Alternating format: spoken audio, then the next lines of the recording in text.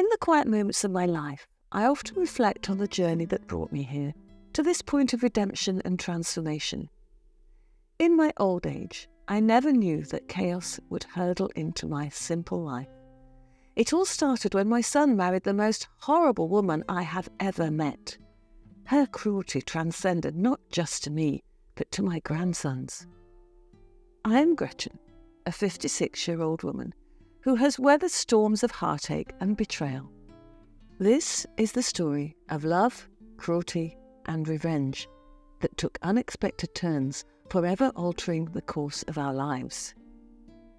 I always wanted the best for my son, Edison, and loved him dearly. After my husband passed away, I took the privilege and struggle of raising my son alone. Even though that life was tough, I still did my best to give him the life he deserved.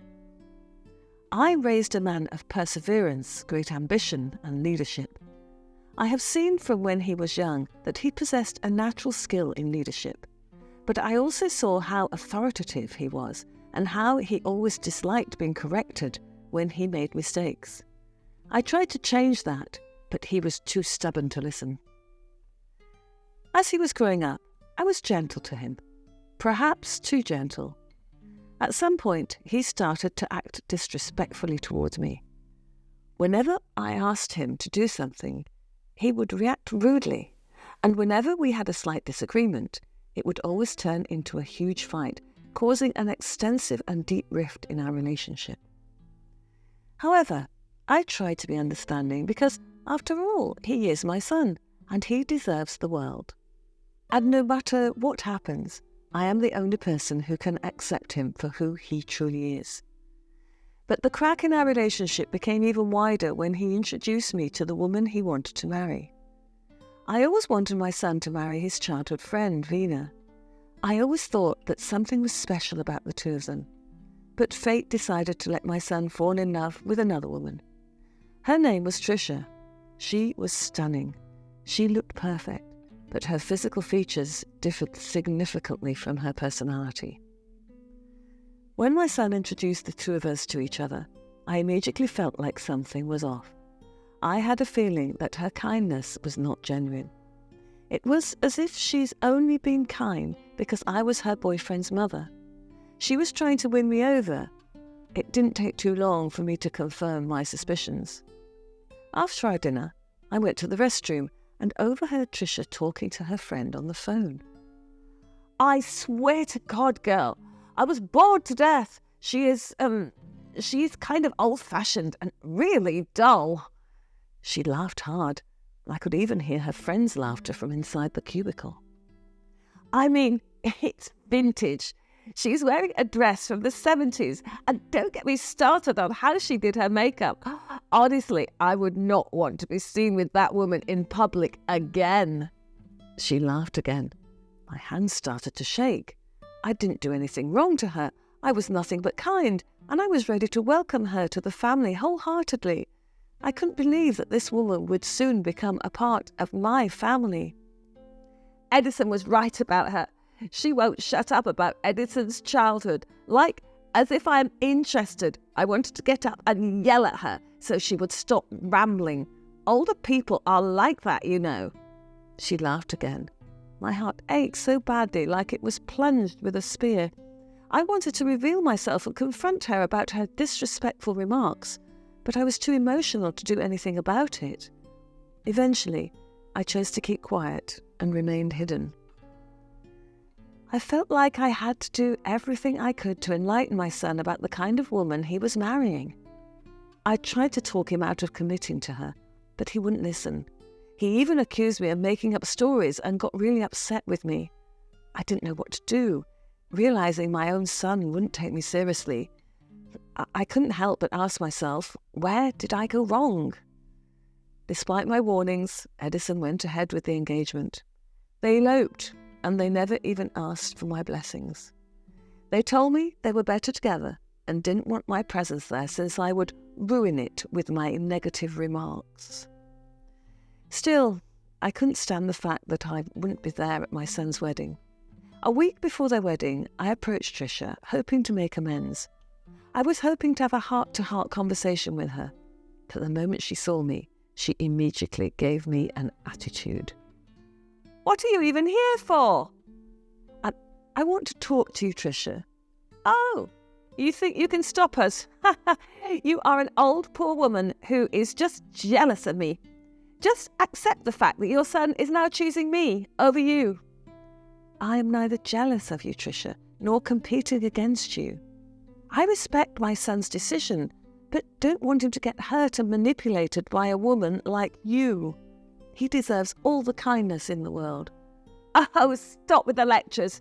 You're just a petty old woman, alone and neglected. You know what? Just get out of here. I don't want to see you again." She was about to push me away, but I held on to her arms and stopped her.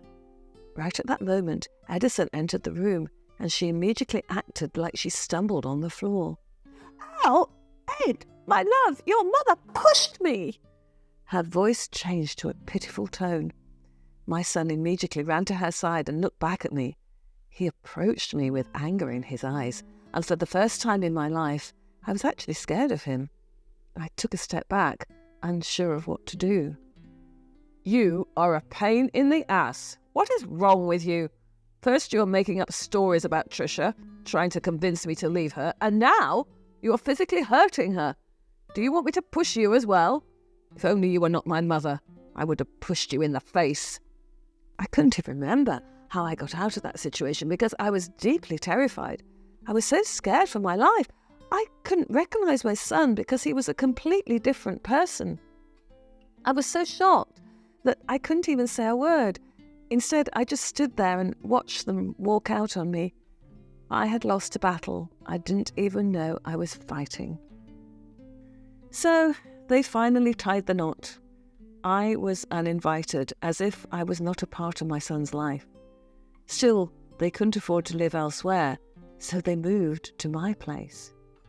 The early days of their marriage were dreadful. They lived in the house I built, but they still didn't respect me. They even treated me as a maid. Tricia acted like her heart was carved from ice. An unsettling chill was in the air whenever she was around. The tension between me and Tricia was just getting worse and worse. Tricia was vocal in expressing her dislike of having children because she hated babies. But I insisted that they should have kids while they were still young. She didn't waste a moment before insulting me for stating my opinion. "Can you stop making decisions for us, old woman? Know your place. You are nothing to our marriage, so shut the fuck up." Yes, she would say those words right in front of me. Little by little, I felt like I was invisible in my own home. "Tricia, I was suggesting..." "No one asks for your opinion. Look at you. You are a ragged old woman who knows nothing about this world." But months later, Tricia got pregnant, and I could tell it was unplanned. Instead of rejoicing, she ultimately got angry. Tricia went hysterical to the point of getting into a massive fight with my son. She even called the baby in her belly a burden, and my heart broke for them. I was deeply hurt as she tormented the baby right before birth, and throughout her pregnancy, she was being irrational. She even blamed me for her pregnancy, telling me I manifested this unfortunate event on her. How could I even do that? And how would I even call that a tragic event? Having a child is a blessing. But then, despite her issues, she gave birth to my grandson, Luke, who was a source of immeasurable joy to me. But unfortunately, his birth marked the beginning of a painful awakening. Devoid of any maternal warmth, Tricia promptly handed over her responsibilities as a mother to me, leaving me to care for Luke as if he were my own. Edison seldom showed affection or understanding to his flesh and blood because of how much his wife was complaining about the child. In short, they both neglected the kid. They left Luke to me right after the pregnancy. They didn't even assist me financially, so I was forced to labour my old body to make ends meet. Meanwhile, they both travelled the world, acting like childless newlyweds. They were audacious enough to spend all their money on things they could have spent on their child. Despite my age, I embraced the role of caring for Luke with a vigour that belied my years. He was not just my grandson, he was a beacon of light in the otherwise dark landscape of my life. Kind, understanding, and possessing a pearl of wisdom far beyond his age, Luke's simple and humble nature hid a sharp intellect that his parents, blinded by their prejudices, could not see. And after a year, they returned home with the news of Trisha's being pregnant again. This time, she was more accepting of the baby inside her, but right after her pregnancy, they did the same drill. They left the baby to me. Even when Trisha bore a second child, their neglectful approach to parenting didn't waver. They handed me the responsibility of raising their newborn while they continued to live unhindered lives. Here, don't you like having kids? You suggested we have kids, so there you have it. Your wish is granted. Take care of them. Have fun with that. After that disheartening statement, they left again, leaving me with a huge responsibility. I was left with a toddler and a newborn. I broke down in tears as I began to question everything. What did I do to be disrespected this way? All I did was to try and be a gentle and loving mother. As the years went by, my health gradually deteriorated under the weight of raising Luke and John, attempting to bridge the ever-widening gap between me and my son. Their disrespect and disdain cut deep, yet I soldiered on, determined to provide Luke and his brother, John, a haven of love and acceptance. For 4 blissful years, our home was a haven of happiness. Luke and his younger brother thrived under my care, and we shared a bond that transcended blood. But that serenity was short-lived. My world crumbled when Edison and Trisha decided they wanted their children back when the kids were already 4 and 3 years old. And as they claimed my grandsons as their own once again, I was cast aside, left to grapple with the hole in my heart. I was utterly neglected. I was able to survive due to my retirement insurance, and I was able to spend my time gardening. But I was lonely. I longed for my grandsons. Until one day, a knock on my door reintroduced me to my grandson Luke. Once filled with innocence, his eyes were now shadowed by pain and determination. He was ragged, sweating, and whimpering in pain internally, and some bruises were evident on his skin. I took him in and tended to his care immediately. I asked him what happened, and he told me everything he had been through. The stories he recounted were heart-wrenching. Emotional abuse, torment, and his parents' oppressive pressure on him. They had labelled him as having a low IQ, using it as a pretext to belittle and hurt him. They kept on instilling high expectations, and they kept on telling me that I was not good enough, when in fact I was doing it on purpose. They are so cruel, and I don't want to seek validation. That's why I failed my exams, because for me, it was my only escape. Oh, my dear, your parents didn't know the truth. You are the smartest kid, and I know that because I raised you. I can honestly attest that Luke was brilliant. He was able to do arithmetic at the age of 5 and was able to ace geography at 7. He was a prodigy. So there was no way he was actually dumb.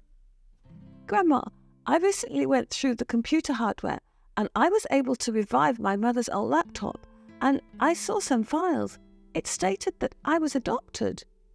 My eyes widened. I couldn't believe what he just said. What did you say? He handed me a document compiling messages and illegal papers stating that Luke was adopted. He cried in my arms, confused by the truth. I was confused as well. Many things were going on in my mind, which meant that Luke was not my biological grandson. However, my love and care for the child remained prominent, and it knows no bounds. And it all made sense why Trisha never had a motherly warmth towards him. She was so cruel to him, and she had no right to do it because she is not even his biological mother. It pained me to imagine how she abused my grandson, causing wounds and bruises on his body. Don't worry, love. We will do everything to get our revenge. She will never hurt you again. Deep within me, a spark ignited. It was our chance to turn the tables on their cruelty and expose their darkest secrets. Together, Luke and I planned a strategy to unravel the web of deceit they had spun around us. During a gathering that brought my family together, we confronted Edison and Tricia. It was Tricia's birthday, and there was no event more suitable to reveal the truth than her birthday. I went to the centre and plastered the documents in front of everyone.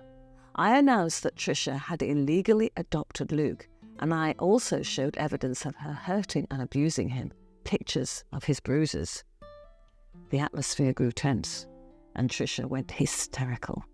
She shouted names at me, telling me that I was making things up and that Luke was an evil mastermind.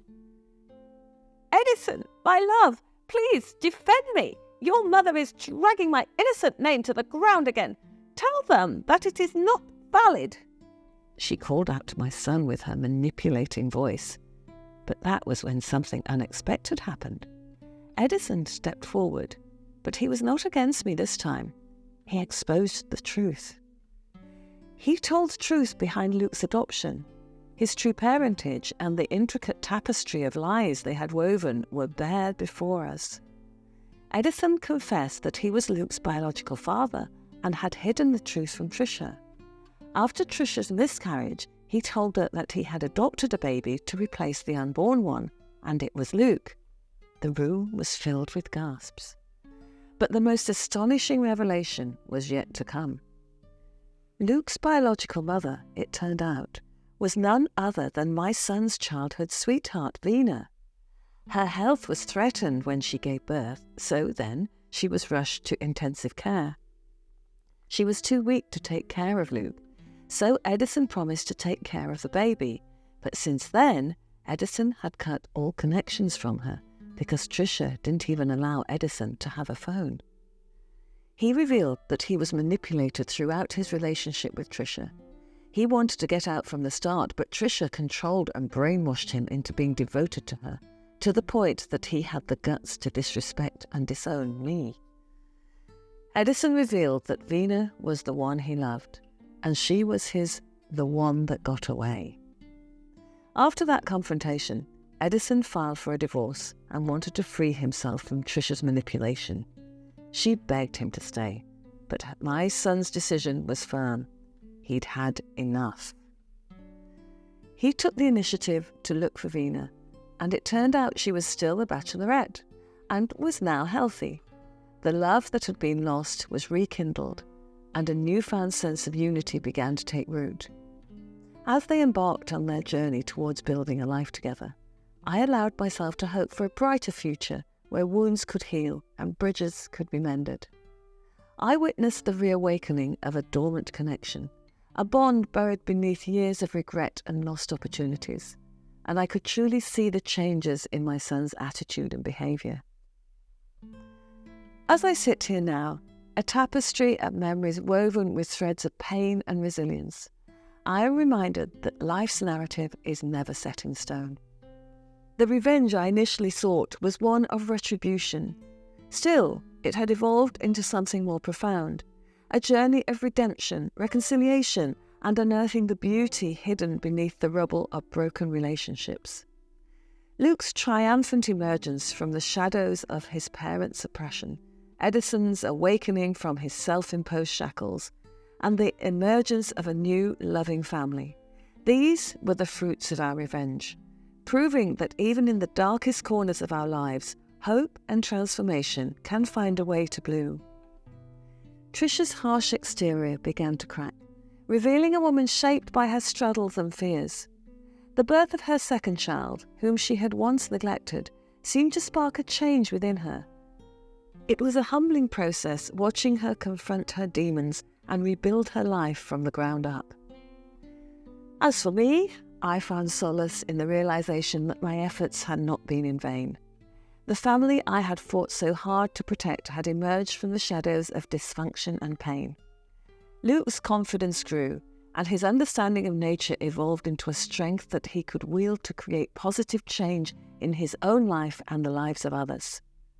Once strained and distant, my relationship with Edison began to mend as we navigated the tumultuous waters of forgiveness and reconciliation. The house that had once been a quiet haven for Luke and me now echoed with the laughter of a reunited family. The scars of the past had not disappeared completely, but they had become a part of our shared history, a testament to the trials we had overcome. We learned that revenge need not be bitter or destructive. It could be a catalyst for healing, a force that reshapes lives and paves the way for a brighter future. Like Gretchen, are you willing to fight for the people you love? Let us know in the comment section below. Don't forget to subscribe, share, and turn on the notification bell for more updates.